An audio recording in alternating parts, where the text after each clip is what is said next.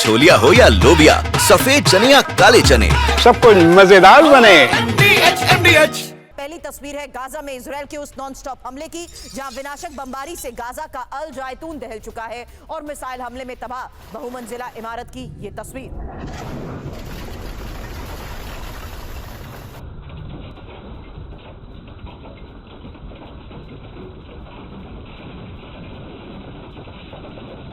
Gaza के ही अल जायतून में IDF के ग्राउंड ऑपरेशन की भी एक तस्वीर सामने आई है जहां इजरायली हमलों में कई रिहायशी घरों को तबाह कर दिया गया और लोगों को जबरन विस्थापित करने के भी आरोप।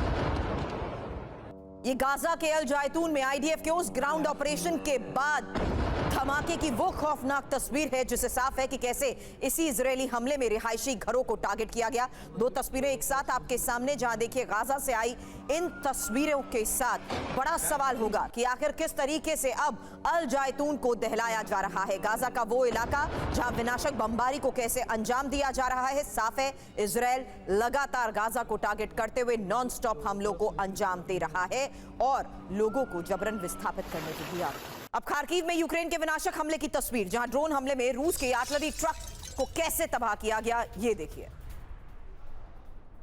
पहले से ध्वस्त, पुल से नदी पार कर रहा था ये ट्रक। यूक्रेन की महुरा ब्रिगेड का विध्वंसक एक्शन।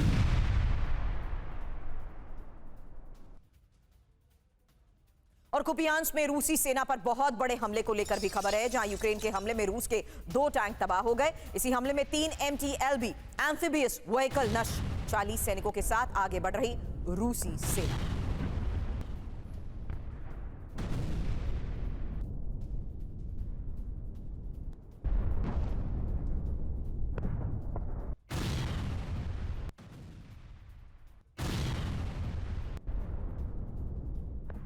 तो यूक्रेन के हमले में रूस के टैंक कैसे तबाह हुए, यूक्रेन में ही खार्किव में ही कैसे हमलों को अंजाम दिया गया, ड्रोन हमले में रूस की आर्टिलरी ट्रक को कैसे तबाह किया गया।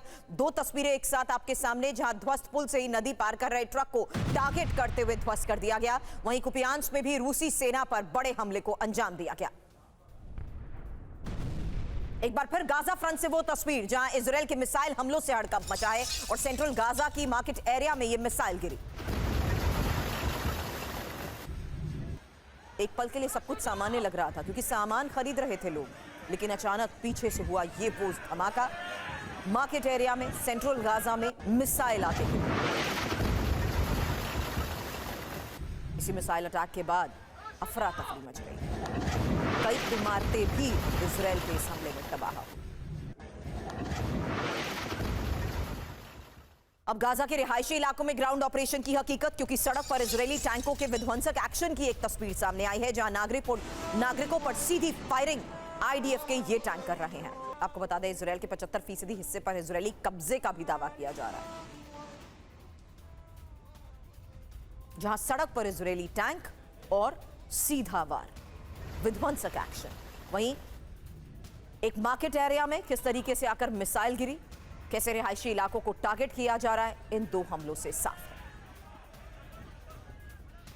एक और बड़ी खबर है और ये वॉशिंगटन में ट्रंप के खिलाफ बड़े प्रदर्शन की वो तस्वीर, जहां व्हाइट हाउस के बाहर हजारों लोग इकट्ठा हुए। प्रदर्शनकारियों ने ट्रंप मस्ट गो के नारे लगाए।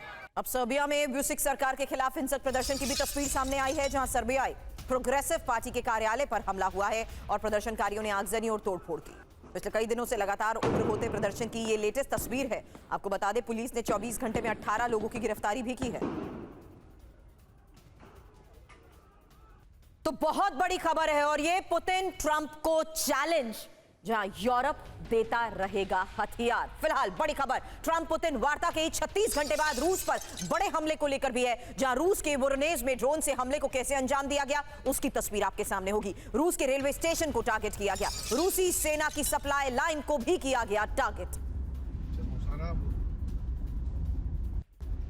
तो एक तरफ वार्ता और वार्ता खत्म होते ही बड़े हमलों को दिया गया अंजाम।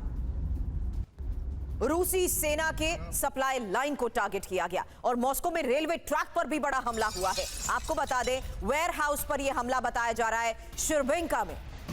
हमले के बाद वेयर हाउस में लगी भीषण आग की यह तस्वीर। वेयरहाउस के बड़े हिस्से को नुकसान पहुंचाया गया।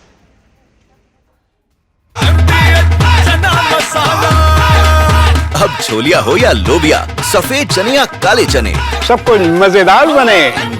MDH